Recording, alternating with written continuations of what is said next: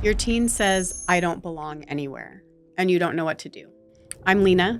I run a mental health program for neurodivergent teens, and I am going to show you what your children need to finally feel like they belong. I think that autistic teens often blame themselves for feeling rejected because they have grown up in a society that is conducive to neurotypical thinking and socializing. I think from a very young age, you are put in a classroom, say in a preschool or a kindergarten classroom, and in that bubble are 25 kids. Now, as we grow and evolve in the mental health field and studying psychology, studying the brain, we see that probably 10 of them in that 25-person classroom are neurodivergent. But so many times the structure of the curriculum, sitting in the desk, this is what we do without the why, just kind of fit into this very specific box. And so when children go through their development and they don't think neurotypically, they don't fit into that box. As they grow, as they learn, especially when they hit that adolescent stage, it's just, I don't belong. I don't fit into this. And that's the problem. The classroom isn't set up for that type of thinker. That group therapy, circle of people, that curriculum, that healing modality isn't set up for the neurodivergent brain. And so it's very easy. And I think most humans can agree when you very clearly see that here are these people and here's me, and I don't fit that mold, then there must be something wrong with me, because they don't want to play with me. They don't want to ask me, to the birthday party. They don't want to have me, come to the sleepover, because I may do something that is different than this norm. I think that it's incredible to observe the years I've spent as an educator and working in the mental health field, or just in life, in my own family, in my own personal experience. Watch what happens when a teen with autism that is invited, or someone that sits down and really listens and is excited about a topic that they love and that they know all of the information and facts about. If you watch that, teach me about this. I want to learn about this. Or watch a 12-year-old girl with ADHD and watch what happens to their entire body when they are asked to sit down at that lunch table. And when they find their people and they find that community that says, you're fun. No, you're not weird. You're not bad. As humans, if we don't have that community, if we don't have that place where someone can allow their nervous system to just relax, where they don't have just constant reminders that they are different or weird in a bad context. It's like, come here. Come to this community. You are celebrated. You are amazing. I love this about you and this about you. And it's if you don't have that, if you truly think there's them and then there's me over here, that's why these kids are, blaming themselves, because most places, whether it's educationally, whether it's a therapeutic environment, job, anything, do this a certain way. And it doesn't allow for the incredible mind of someone who is autistic or who is, who has ADHD. I think that feeling of not belonging, feeling not a part of, less than, is incredibly common. I think that the bullying is huge. And now we have so many different ways for that bullying to happen, whether it's in an environment like a classroom or a school setting, or whether it's on social media. And what I have seen is, kids try before they really realize, in like, if you're looking at child development, before they have that kind of awakening of the world around them, they're trying. I just want to be friends with them. I don't understand. And so they try and try and try, and then they stop. And that's where we see the depression really set in. That's where we see this, like, why try anyway? Why even put myself out there? I'd rather just not feel this pain out there and just be secluded, and without that community and that love and acceptance, your world gets smaller and smaller and smaller until it's just you. And that's a very, very lonely place to be. I do. I think a lot of the times there's nothing wrong with this child, with this teen. They are not accepted or included because they're not with their people. They're not in that environment, that community that is excited to know them and to celebrate, everything that they are. It's not that they are wrong. It's not that they are bad or weird or anything. It's the wrong crowd. And that's difficult because we still live in a place where we're supposed to be a certain way, look a certain way, act a certain way, learn a certain way. And if we're not that, then we're deemed, not enough. And so what a teen really needs is to be heard. And that can be challenging at times because adolescents, historically are not wonderful at verbalizing exactly what they need, and a lot of the times exactly what they're feeling. So, what you need is someone that understands, whether that's a therapist, whether that's their psychiatrist, whether that's their teacher, whether that's a, group facilitator in a group therapy setting, of knowing that what that child needs is actually a place where their nervous system can relax enough to start believing that who they are is special. Who they are is, a person that, adds to this world, whether it's this small world of their family, whether it's in a school setting, whether it's eventually in a work setting, but you can't do that. You can't learn that. You can't heal and grow if you are still trying so hard and desperately to fit into the mold of what has been taught to them is good or normal since they can remember, since they were in kindergarten or whatever time. It's changing the thinking with them. You have so much to teach us. Take the mask off, because who you are and exactly where you're at is enough. And those environments are hard to find. But when you find them and you can see that happening, it's one of the most beautiful things that I've ever witnessed. I think the main difference in a group of neurodivergent people, instead of a group of the majority being neurotypical, is really first and foremost the neurodivergent person, teen, adult, has this incredible empathy, which is actually different than what a lot of people think from old beliefs or old ways of thinking of years ago. So the neurodivergent community is made up of so many beautiful people that have these beautiful hearts. And so you get a room full of these kiddos, or any ages. They're seeing the person.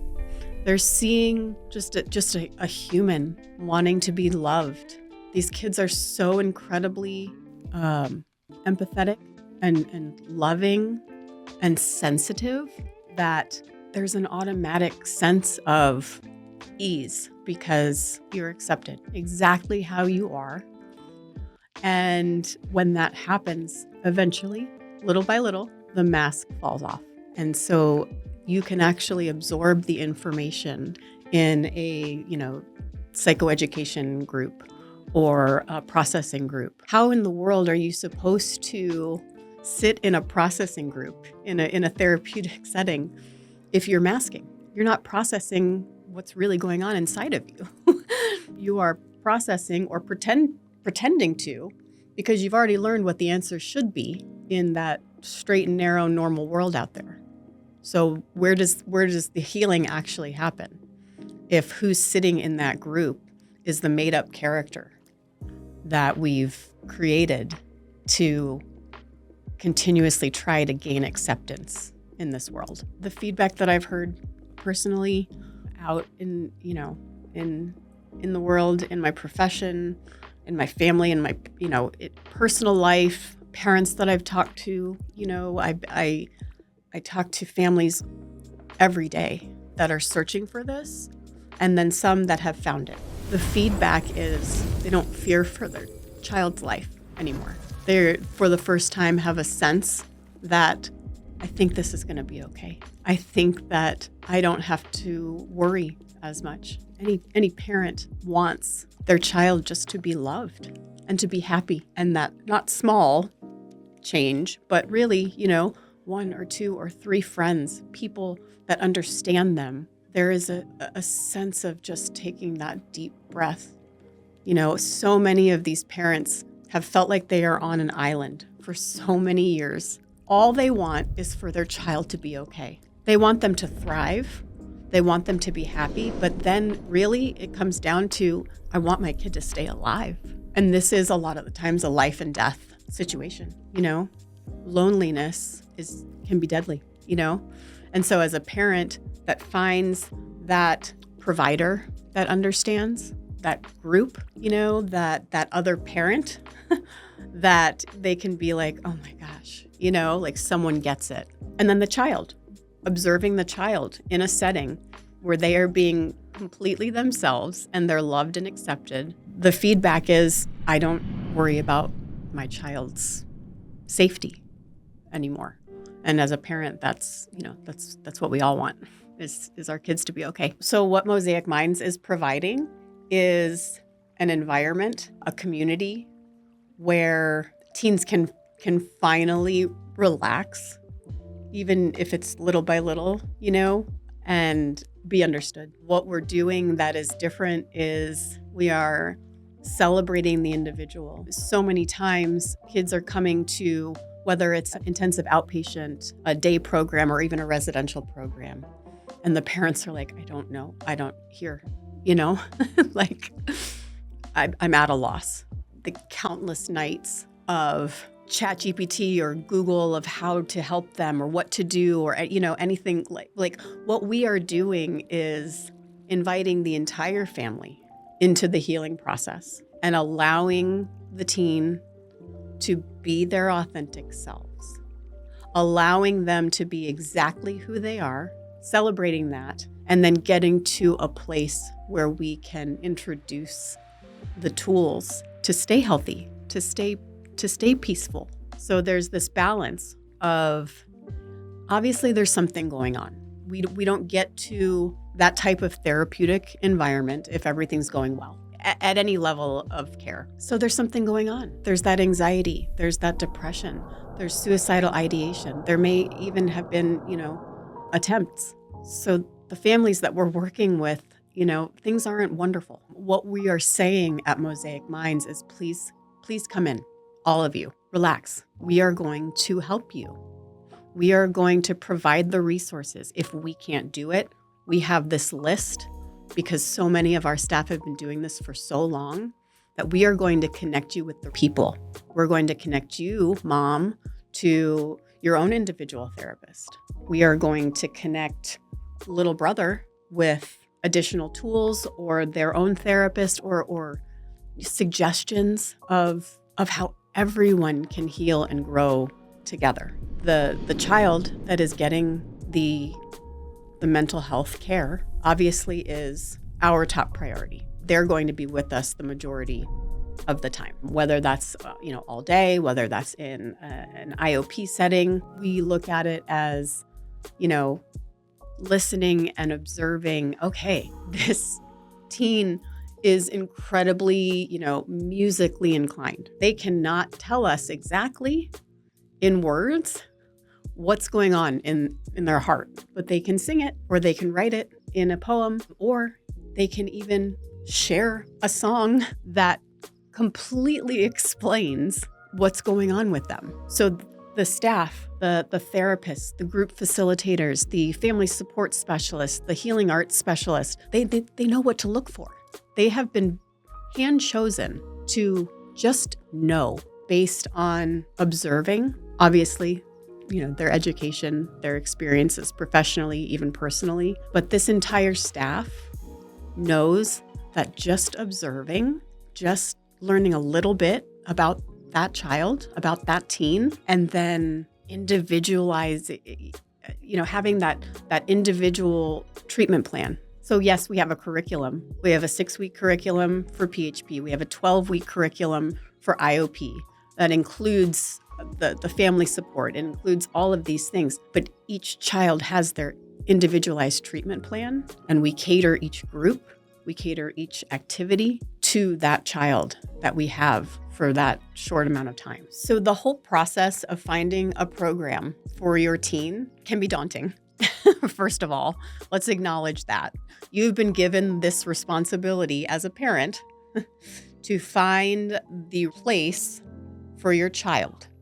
And when we go back to this being, at times a life and death situation, a parent being scared for their child's lives and their child's safety, it's a big decision. So obviously working, with their individual therapist, or if they have a psychiatrist, or, the psychologist that's given, possibly an assessment, asking those questions. This community of adolescent care, so many of us work very closely together, and we have our short lists of referrals that we trust, that we would trust with our own children. So really listening to those people that you already have in your lives. There's another level to it where your child. We may not know what to do. We may feel like we're on an island of, if I don't make the decision, then what's going to happen?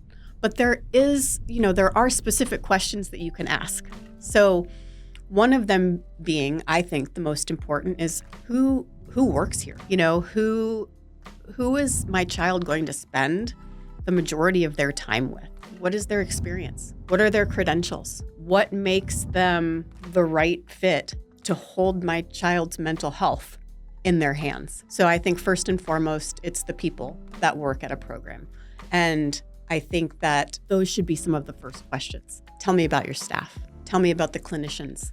Tell me about some of the different specialists. Give me an example of what a day looks like. The biggest thing that I tell parents, because I do have a lot of people, whether it's, in this specific role, whether it's family or friends that come to me and say, I'm at a loss. Johnny's therapist said that he needs a higher level of care. What I tell them all of the time is, as you're talking to these programs, ask them to prove it. When they say they're going to have 1 to 2 individual therapy sessions a week on top of their group therapy and offer family support, prove it. How do you prove it? You go there. You ask to talk to the clinician that is going to be working with your child. Any program that I believe in and that I feel comfortable sending my own children to, and then feel comfortable sending a friend or family member to, that program welcomes you into that place, that actual facility, with open arms. Here are the people. Here is the schedule. This is what they're doing. This is the time that this happens. And, it's okay to say, prove it. Talk to the people. At Mosaic Minds, if you want to talk to the therapist before even remotely making decisions, please come in, come see it, come sit in the sensory room, come talk to the group facilitator. If there's family struggles because our family program is mandatory, sit and talk to our family support specialist.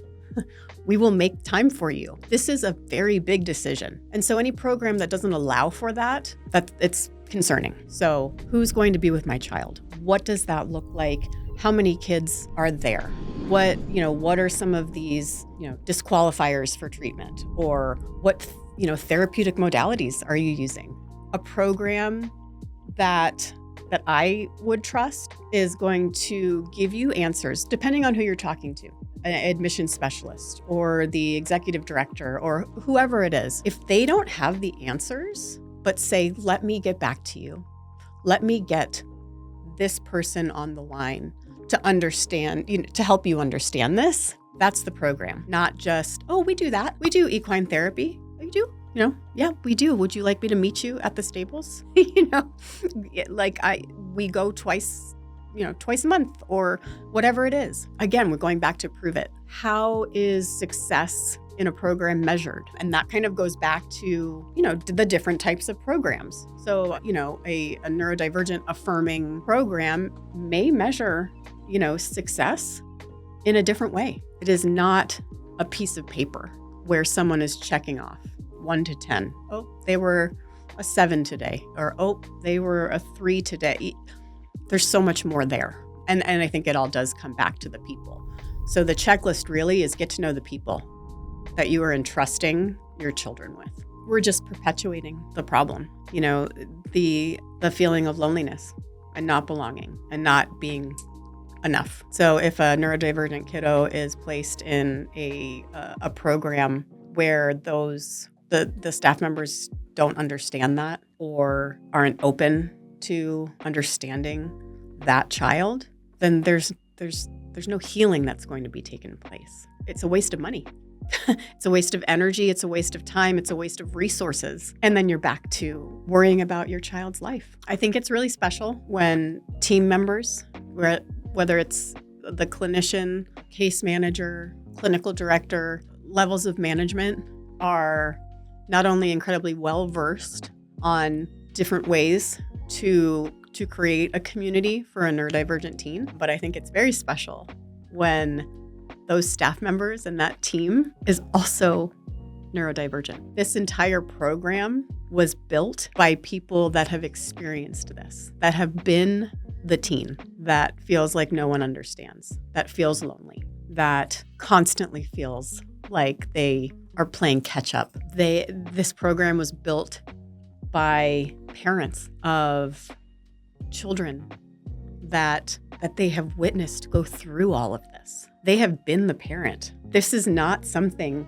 that they're talking to another mother or father or caregiver about that they learned in a book. They've experienced it. So you come into a community where not only your kid is loved and accepted and in an environment now where they can relax enough to heal, you're coming into a community where these teens can also see genuinely happy, that have found their own people and that are proud of who they are. Yes, we have the backing as former educators and occupational therapists or clinicians, group facilitators, all of these people, you have to have some of that education. That's important. To be a therapist, you have to go through the process of being vetted and learning and then being, licensed. But there's also something very special about having that therapist or the person running that program that has experienced this firsthand, that has been that little girl that was just wandering around aimlessly, trying to just survive in a world that tells her that she's not enough. This program is created by families that have experienced the pain, but then have also experienced the beauty of finding their own people and watching their children heal. So it's personal over here. This is a program with a foundation of really, really believing that we can change the trajectory of someone's life. And then in turn, those amazing kids can go out into the real world proudly and start duplicating that and showing the world out there how awesome we all are.